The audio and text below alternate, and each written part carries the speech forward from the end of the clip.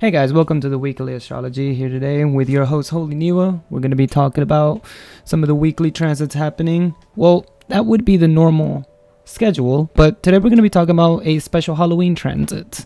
I figure that Halloween's a pretty big day. You know, everybody kind of thinks of it as a very spiritual day. Ghosts, witches, everyone dressing up. Then you have Dia de los Muertos happening the next day. Everyone kind of considers it a really big day for a lot of big surprises. And so for my first weekly horoscope, I actually just want to talk specifically about Halloween.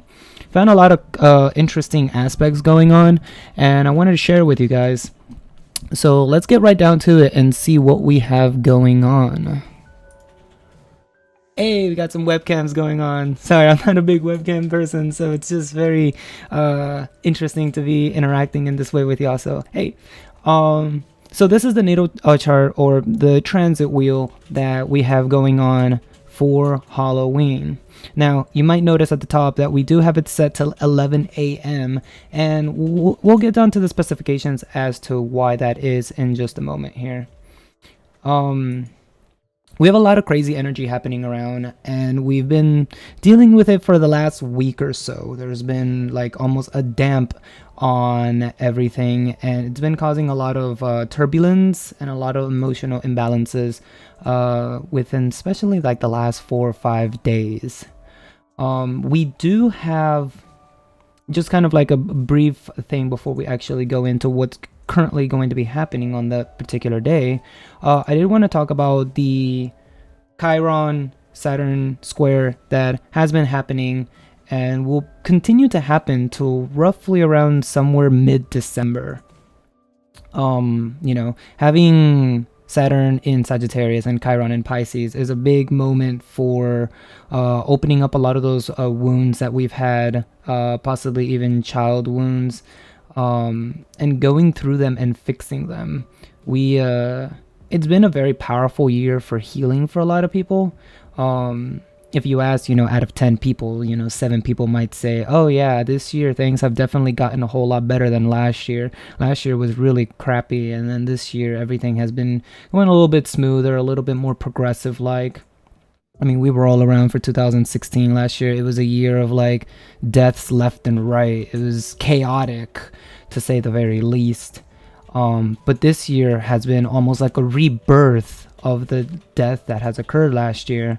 And having Chiron and Pisces has really provided a lot of healing for people throughout the year, especially during Cancer season when we had Pluto in its opposition in Cancer. So definitely a time of healing, and it's going to continue for a couple more weeks. But remember that this is a square with Cancer and not or a square with Saturn and not a trine with Cancer.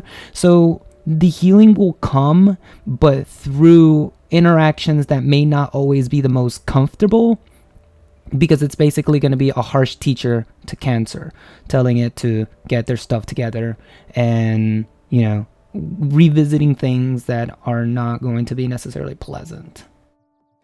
Now, with that said, again, why are we moving, or why are we talking about specifically Halloween, and why 11 a.m.? Like, why 11 a.m.? That sounds like a very weird time, especially when we're talking about here EST. It's almost like 10 hours before kids go trick-or-treating or whatever have you. This is why right here. This is going to be a huge activator for what is to come. Now, we just talk about Chiron right now, right? We talked about how Chiron is in Pisces at the moment and is going to be causing quite a lot of healing. We have a yacht in the sky, and it's not down to the minutes, but it is down to the degrees, which make it pretty intensely powerful. You might see here that we have Venus and the North Node, and together they're going to be funneling their energies to the moon in Pisces. We're going to have generally, I don't particularly like moons in Pisces too much because it just makes me feel like all of the crazies come out during that time for myself. It is the opposite sign of Virgo, which is facts, truth, reality. So Pisces is kind of the opposite. It's a dreamy person. It's things that are almost illusionary. And transits through Pisces just always give me like crazy dreams and stuff and makes me go all wacky.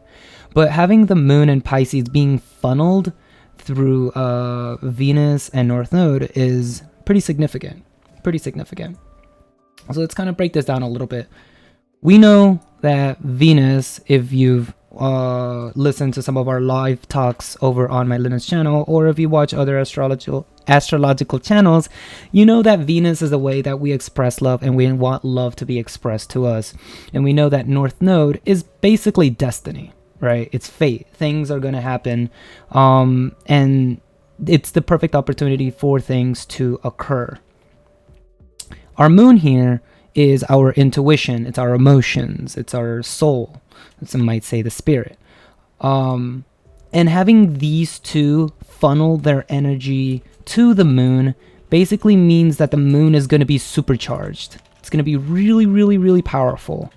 And what it does is it saps the energy from Virgo and just sends it directly to Pisces. So this is pretty significant because, as we just said earlier, Virgo is truth, in a way, truth through facts and reality. If this is going to be a huge moon activation, it's going to leave a pretty big impact for mostly the evening as well, but even throughout the next couple, at least 48 hours. You're not going to want to listen to a lot of what people are saying and take them as facts.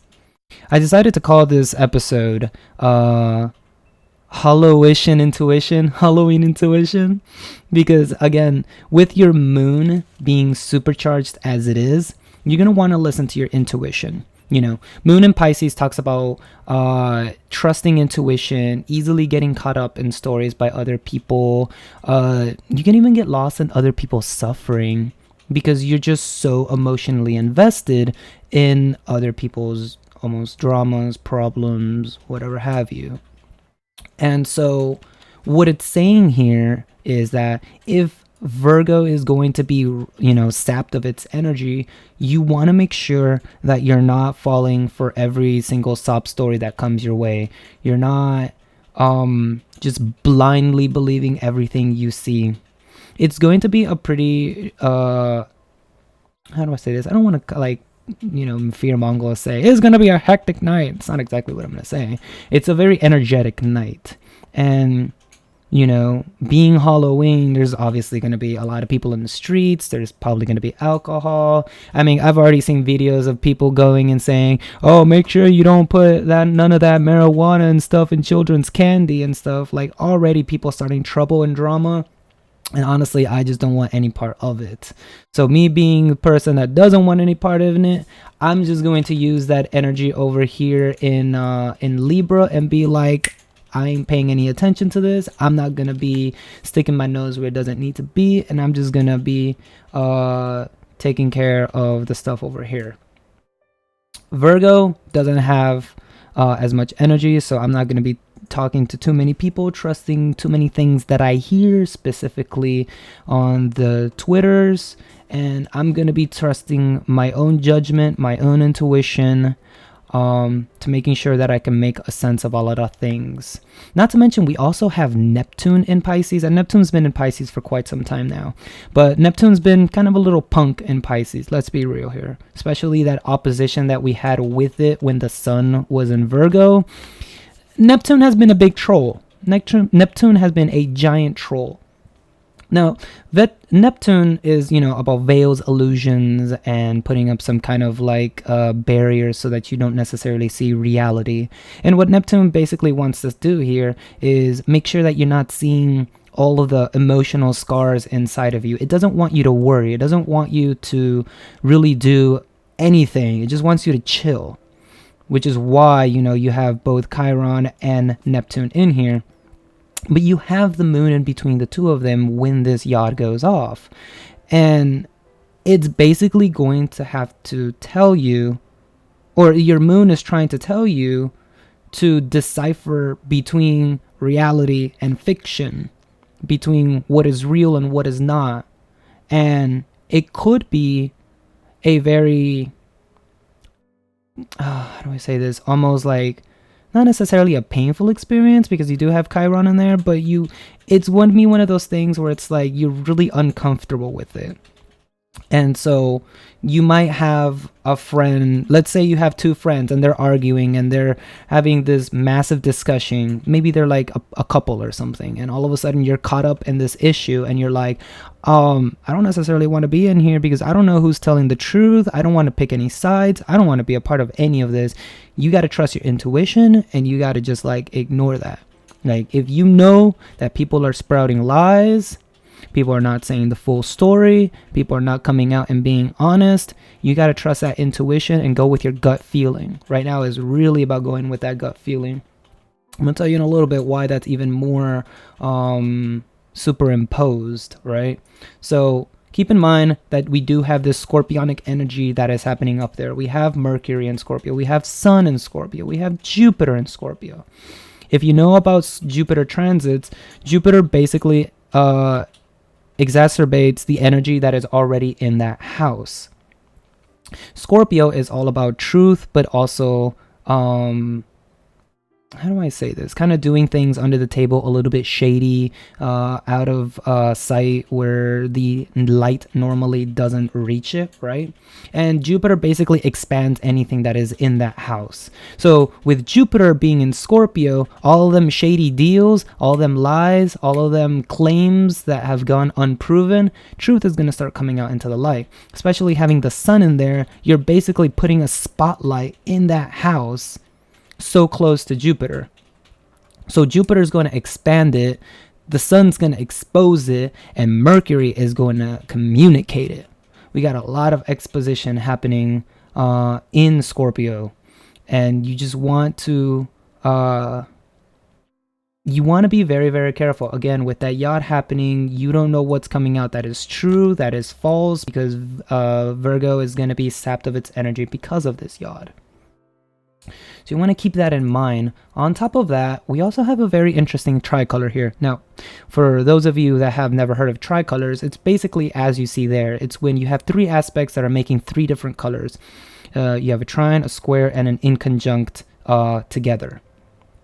The way that I read tricolors has usually been the first red line going down to the second, then to the green, and back to the blue. So in this case, we have Mercury coming down to North Node going to the Moon, and the Moon going back up to Mercury. So our communications are a problem here. It's almost fated. This is a bit of bad luck. Having Mercury squaring North Node is a bit of bad luck in terms of communication. Things are not going to be as they seem. Things are not going to be conveyed as we want them to, and people are not going to understand them the way they want to be understood.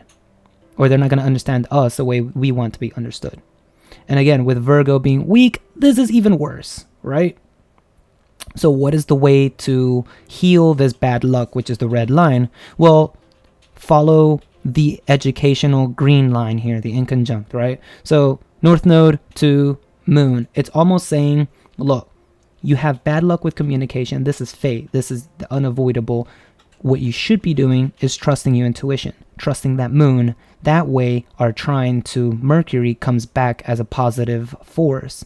Trusting our intuition will help us communicate with others on what exactly it is that is going on here. Very, very powerful energy, and this is exactly why this 11 a.m. activation period is so crucial. So very, very, very, very crucial. And of course, we also got a very beautiful fire trine that's going to be going on for a little bit. As soon as we hit around December or so, it's going to snap, and that's kind of it. This is the last of the fire trine. So very good energy for making progress in relation to stuff. But as far as for Halloween, there's not a whole lot of it's actually doing per se. It's just a thing that is continually happening. Now, of course, you'll probably hear a lot of this stuff from other places. So why am I here? Why am I doing all of this special stuff or making this video on Halloween and all of this stuff? Well, for me, I like to focus on some of the other things that people have not been touching about. and that is asteroids. You have your five asteroids. We have Pallas Athena, Juno, Lilith, Vesta, and Ceres. So a lot of these asteroids have very important meanings, and in fact, at least 3 or 4 of them are very significant for this particular day and for what's been occurring so far. Okay, for example, look at Saturn and Lilith here in Sagittarius, in the first house, by the way, as this event occurs. Lilith with Sagittarius has been helping bring out a lot of things with the energy of that Scorpio that we were talking about earlier. So remember how we were talking about, things being brought out to the light thanks to Scorpio? Well, a lot of the things that have been brought out lately have been a lot of women issues. You have the hashtag Me Too movement going on. And that is very indicative of what is occurring with the moon and Jupiter in Scorpio, and having Saturn with Lilith together.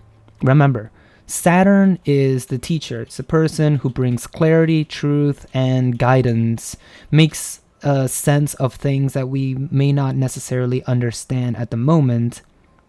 And Lilith, although she gets a bad rep of being called the dark moon and being like this almost sexual succubi thing, Lilith in truth is the divine femininity. It's the embodiment and empowerment of female energy, female power. It's one of the reasons, and I'll talk about it in a later video, why asteroids have been suppressed and hidden for so long, as opposed to planets, where most planets are male. Most asteroids are female. But again, we'll talk about that later at a different time period. Lilith here has been really cracking down and nailing and exposing a lot of this female suppression, female energy that has just been knocked down and beaten and told that you need to be a certain way and no other way. And so Lilith is getting pretty tired of this. Lilith has been in the dark for a very long period of time, and actually right now it's at its closest to the sun as far as its rotation goes. So being near that sun, it's time to illuminate some truth to the female power and empower them. So Lilith has definitely been doing a lot of stuff on her plate. But why are we talking about this as far as Halloween? Why would this be important? Well, let's take a look at a couple aspects here. We talked about the yod earlier, which was Venus, North Node, and Moon. But look how on top of Venus we have Vesta. Now, what is Vesta? And again, we're going to be covering a lot of the asteroids in a later video. Vesta is our divine devotion. The devotion to ourselves. It's how we devote ourselves as far as in a physical state, a mental state, an emotional state, and a sexual state even. The natal position for Vesta, or its most dominant position, is when it's in Aries. It's all about the self. It's devotion to one's own self. However, right now it's in Libra. It's in its fall position. It's when Vesta is at its weakest. And interestingly enough, it's opposing Uranus. Uranus, if you know, is a planet who is very rebellious. It wants change, but it's not going to want change through educational means. It's going to want change through anarchy, through rebellion, through going against the norms. This is a time when, like the teenage years of a human person, where they're like, oh, I want to be a goth, or I want to be a punk, or not go the conventional way, be the alternative girl, if you will. So with Uranus being in Aries, it's going to pick up the Aryan qualities of rage, anger, not fucking care about what other people are saying. It's that Aries self-centered, I'm a baby, I'm going to throw my tantrums, I'm going to do things my way, because it's all about the me, me, me, me. And it's opposing Vesta, who is normally like that, but more devoted to herself. So in this case, I feel like Uranus is really telling Vesta, what are you doing in Libra? Why are you devoting yourself to others? Because what does Libra represent? Libra is the opposite of Aries. Libra wants to please other people. Let's be honest, Libra is a people pleaser, unfortunately so. But it's a sign that is, or it's a trait that is necessary. Libra just happens to embody a lot of that. And we have Venus and Libra. And Venus, like I said before, is wanting to express our love to others and how we want love to be expressed to us. So it definitely wants to please our partners, both in relationships, maybe in family, and maybe in businesses. It just wants to please people. Vesta doesn't want to please people. Vesta wants to please itself, and Uranus here is slapping Vesta across the face and telling her, you need to calm down, granddaughter, because Vesta is the granddaughter of Uranus, and telling her, you need to stop pleasing all these people. And she's like, but Venus is telling me, and he's like, nah, I don't care what Venus is saying. You need to start taking care of your own self. You need to start taking care of who you are. Who are you? Are you taking care of yourself, or are you letting yourself being pushed around because are you trying to take care of other people? Uranus is not playing around anymore. And you start thinking about it, this makes even more sense because we have Juno over there chilling with Pluto up in Capricorn. Juno is literally Zeus's partner, so it's relationships. Hera or Juno is relationships. Her natal position is Libra. It's the sign of relationships. It's the 7th house. So she's chilling over there with Pluto. Now, if you know a little bit about, some ancient history, Pluto is kind of a woman stealer. Takes him to his dungeon, and there goes Persephone. So Pluto's chilling with Hera right now, and she's like, Look, Jupiter's chilling in Scorpio again. He's going around hanging out with all them women, cheating on me again. And Pluto's like, I got you, babe. I got you, babe. And she's like, you don't understand. He's going around messing with women again. Venus is going to catch up to him. She's drinking. She's not feeling well. And she just wants a relationship change. She wants a relationship change. And how interesting that both Uranus and Vesta are making a very light aspect to Juno and Pluto. They want changes in structure as how they're handling their relationships, how they're meeting their own devoted satisfactions. Are they happy with themselves? Are they happy in the relationships they're in? And what is the energy that we should be looking at here? The opposite sign of Capricorn, which is Cancer. Cancer is again the sign of the moon. It's the sign of emotion. It's the 4th house. It's family. It's a pretty interesting dynamics that we have going on here with the moon being supercharged in Pisces, which is trining Cancer. So there's a lot of emotional energy here. There's a lot of emotional energy here happening. And so this is kind of what we have to look forward to. Are you going to be devoted to yourself? Are you going to trust your intuition and be like, yo, you know what? I don't like what's going on here. I'm not getting the full story. I think someone might be trying to cover something up. Or are you going to try to be like, oh yeah, let me just jump in and help my brother here. Or let me help my sis here. They're having some hard times. And all of a sudden you just got in the middle of a fight you did not even need to be in. On top of that, we also have Jupiter and Pallas Athena opposition going on at the same time. Now, this is a very interesting opposition going on here because, again, Athena is the daughter of Zeus, of Jupiter.